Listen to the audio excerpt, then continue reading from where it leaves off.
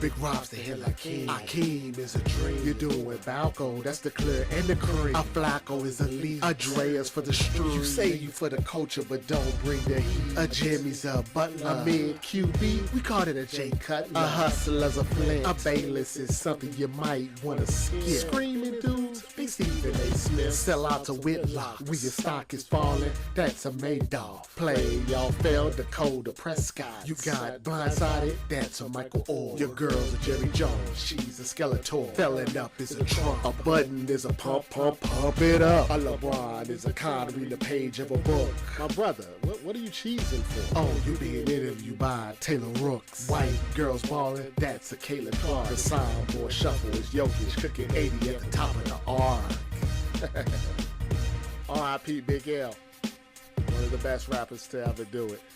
10 lines with your boy, Robert Littal.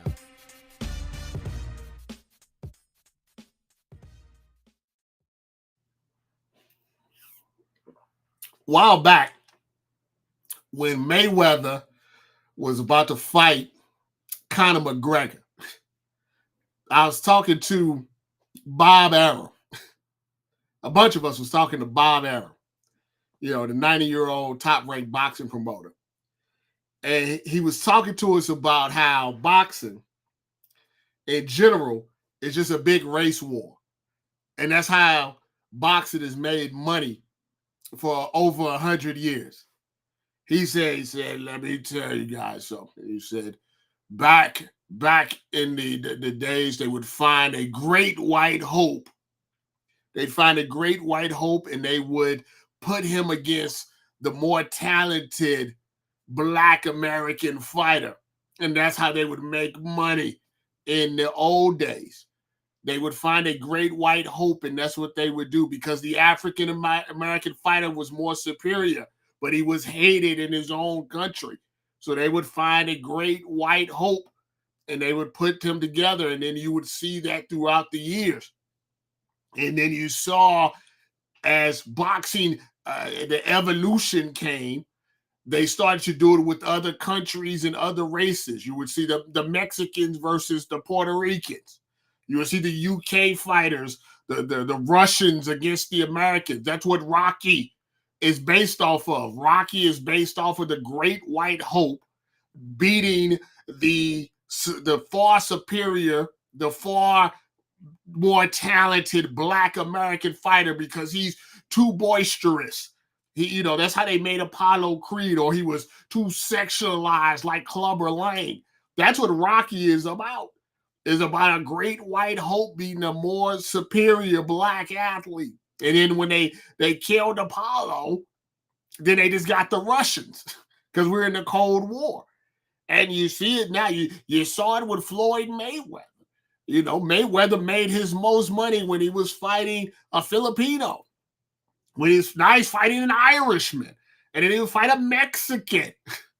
That's when he made his most money. He didn't make the most money when he was fighting Zab Judah. He was making the most money when he fought Arturo Gatti and Oscar De La Hoya. See, that's what people want. People like to see when races collide. And they still, to this day, love them a great white hope. And that's what we're going to see tonight. We're going to see the worst of everybody during this Iowa LSU game. It's going to be horrendous. It's going to be terrible. I would advise, if you just want to watch the game and enjoy it, not to be on social media. But we're creatures of that type of environment. So we're going to want to see it. We're going to want to see it. We want to see what people are going to be saying about LSU and Iowa. We want to see this culture clash about a great white hope and, of course, the dirty debutantes. I can't believe that even got into a newspaper. Go Google dirty debutantes right now. Make sure your girl is not around, though, or you will get in trouble. But this has been going on in sports for centuries. I'm old enough to remember Catholics and convicts when it had to do with Miami and Notre Dame. This has been going on in music for a long time with Elvis and Eminem. You see this, and it's an interesting dynamic, because if you really look at it from just like a financial standpoint, right? It's always better if someone increases the brand, correct? Right? So if Elvis comes in and increases the brand, that's more money for other artists. If Caitlin Clark comes in and increases the brand, that's better for everybody, right? But the problem is, of course, is as Black people, we feel at times that we don't get credit for building the brand. We build it brick by brick by brick. Just like this country, we built it brick by brick by brick. And then what happens? Somebody comes in with a ponytail and they start living off of the bricks that we built. I was watching Caitlin Clark before pretty much it is. You go back and check it 2-3 years ago. I knew she was the truth, but I also knew what was going to happen, because women's basketball has had its fair share of talented players throughout the years. One can say that women's basketball is built off the backs of Black women. But the ones that cross over, I knew it was going to happen. You get someone that looks like Caitlin Clark, that shoots like Steph Curry, that's going to work better in some people's eyes than someone like Angel Reese. Now, I saw somebody call Angel Reese Draymond Green without the clotheslines. I agree with that. She is a little bit of Draymond. She's not the best player on the team. She's the most boisterous. She talks the most. She puffs her chest out the most. The only thing she ain't punched the teammate and choked nobody out yet. And that's fine. Every team needs a Draymond. Everybody needs a Dennis Rodman. It's okay to be the villain. One would argue that being the villain is more interesting than being the hero. I tell you why. Caitlin Clark's an asshole on the court, but they want her to be the hero. So see, being an asshole on the court and trying to be the good girl doesn't quite work out. So she's over here, she's so angry. But they're like, look, Caitlin, we got this body language expert. You're the face of the franchise. You're the face of college basketball. Could you not look like you're complaining on every single call? Can you not stare down your teammates like you're looking like you're a young Kobe Bryant, out there? Yeah, she's angry, but she's the hero. See, it's harder being the hero. See, the hero, you got to watch what you say, watch what you do. You're Superman, or Supergirl in this case. See, the villain can be a villain if you embrace it. Embrace your villainy.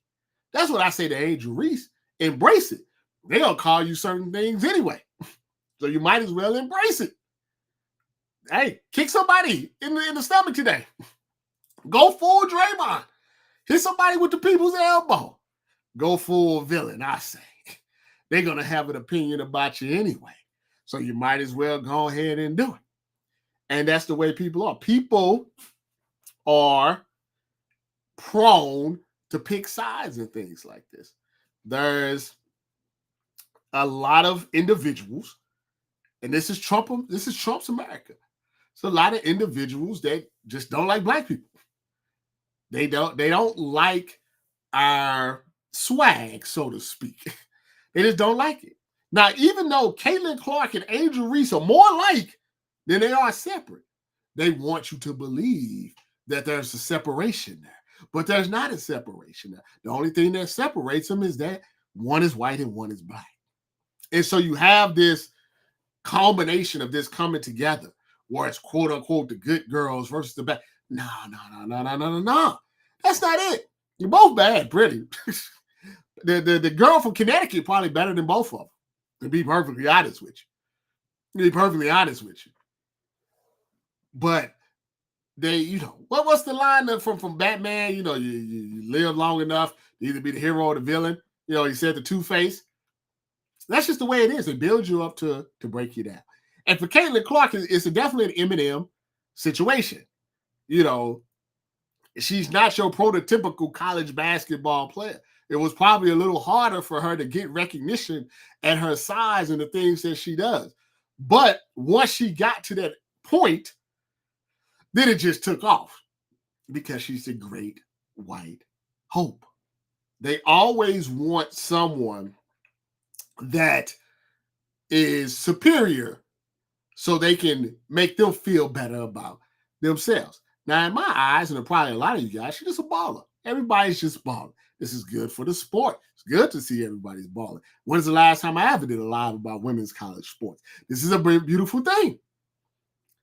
It's a beautiful thing. But the fact of the matter is, it's going to get nasty. It's going to get nasty on social media because, listen, a lot of these media people, they're white. They're white guys. You have to be pretty racist to call a bunch of black girls some dirty debutantes. Basically called them whores, hookers. He basically, that's what he was saying. He was trying to use some big words, but he was calling them prostitutes.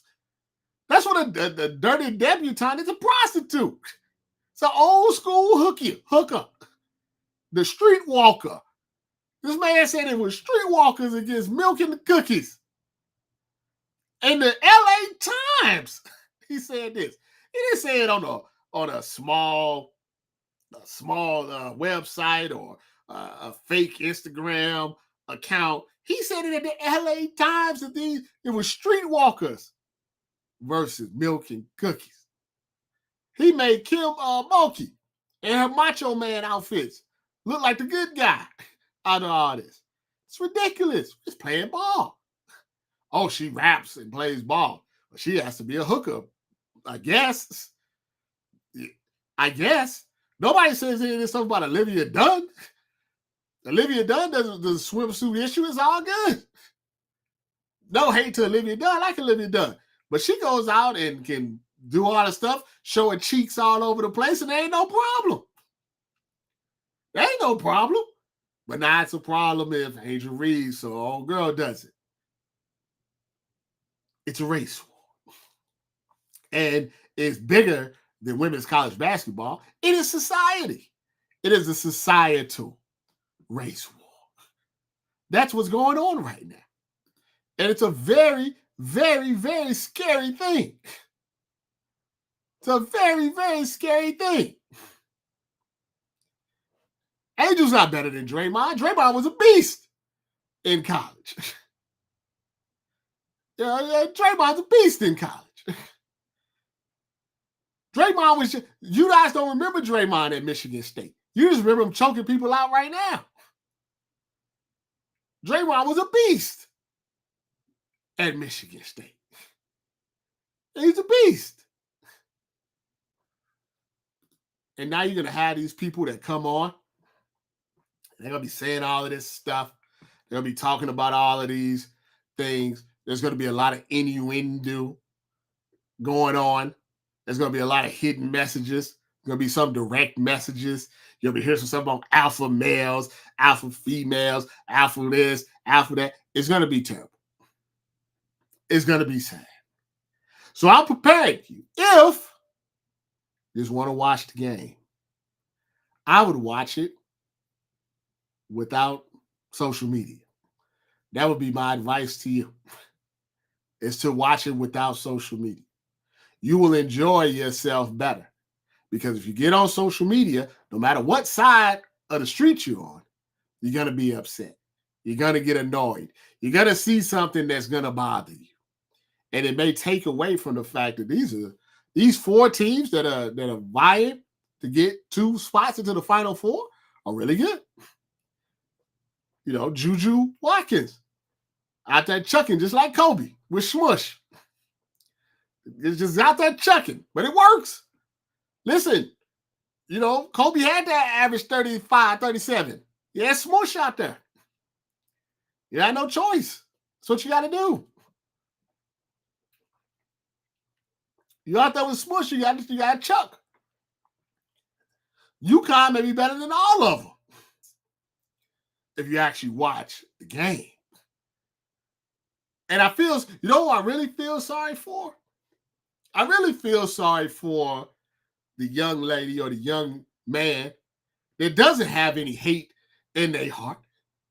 that they just like talking about ball, because you could talk about ball or have an opinion on something. Doesn't necessarily mean you're racist, doesn't necessarily mean this or that, but you can't have an opinion on something like this because the other side is going to come at you.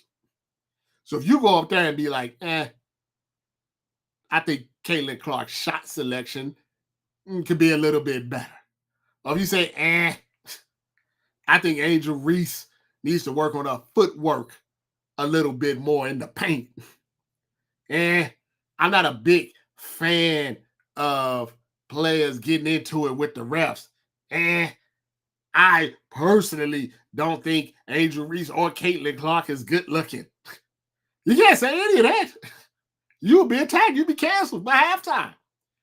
So the person that just wants to talk about ball or just have a general opinion about anything, don't really have any strong feelings one way or the other, that person get blackballed just for talking. That's what I'm saying. If you just want to enjoy the game, do it off social media because it's going to get ugly. I guarantee you somebody is going to say something that's going to get them in trouble. Jay Will says, South Carolina beating everyone. Probably. Probably in the end. But remember, what they called them? Last year they said they were bar fighters. They said they were like in the roadhouse. See, certain adjectives and certain descriptions only go towards a certain color. Like if you're a physical player in the NBA, that's not a knock on you. It's actually a positive thing. That's a positive thing. So if you're in the NBA and somebody says something to you, that's a positive thing. But no. You got to be bar fighters if you didn't. What people don't understand is this is all good for the game. It's good to have a little friction. It's good to have. This is what the networks want. They want white versus black. This is clearly what they want. They want good versus evil, allegedly. Because they've been using that since the beginning of time. I remember Magic Johnson said that when he met Larry Bird, he had a certain perception about him just because that's the way the media hooked it up. But then when he actually met Larry, he learned that they had more in common than they didn't. Yeah, they did. They were two different people. They were two different individuals. They like to do two different things. But on the court, there was not a bigger trash talker than Larry Bird.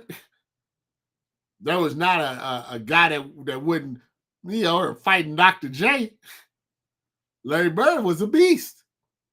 Larry Bird was insulted. You put a white man on him. That's a fact. But the media, Magic Johnson, Larry Bird, French Lick, LA, Hollywood.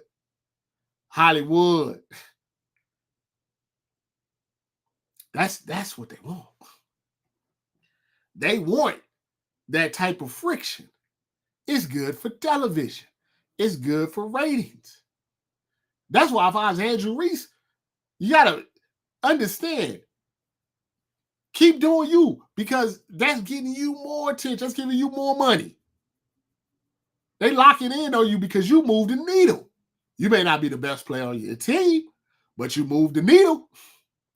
If you move, Draymond is very lucky that he had the opportunity to play with Stephen Curry, Klay Thompson, and Kevin Durant in his career. It's very similar to Tristan Thompson. Tristan Thompson played with LeBron. LeBron got him a $100 million contract and Khloe Kardashian.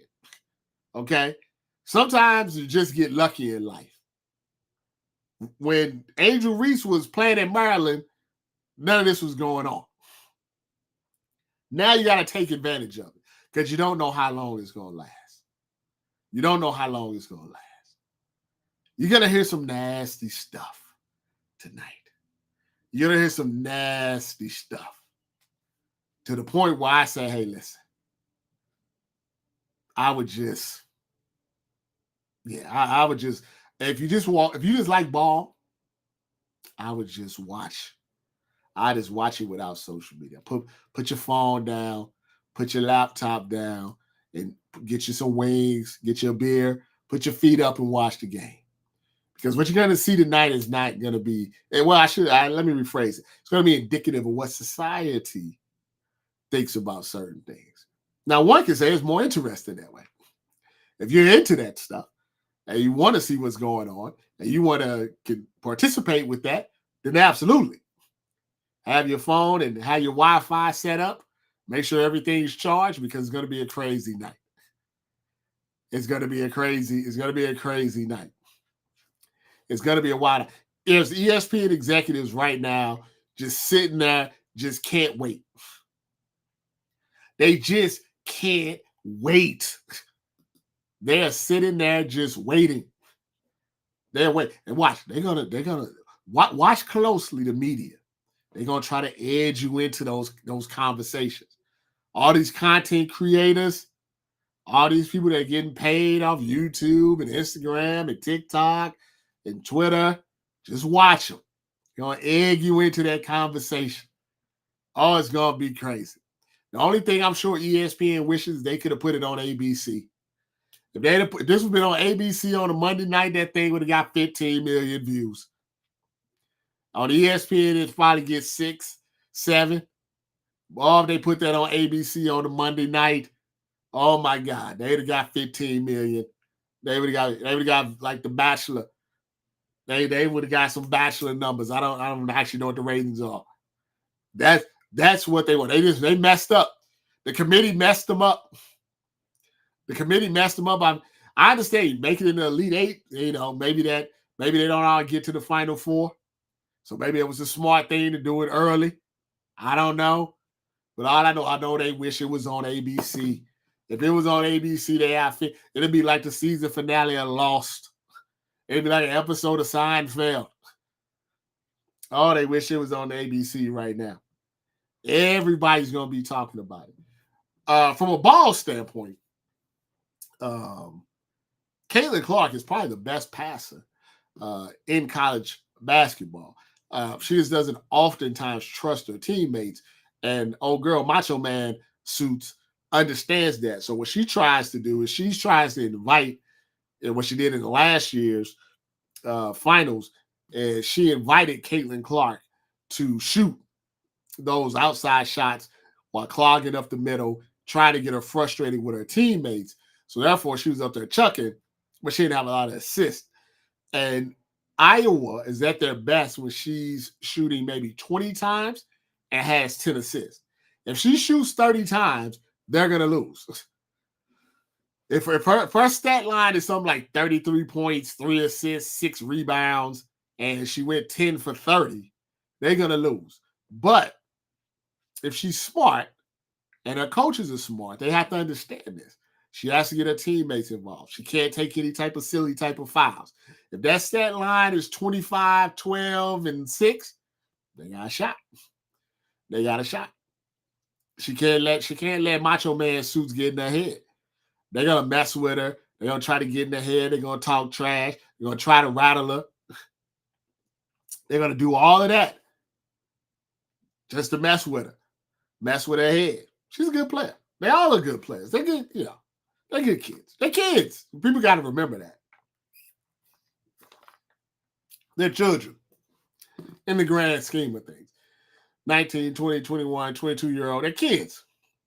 And I think sometimes we forget that we're talking about children for us adults. We're talking about kids. We're talking about kids that are young enough to be our daughters.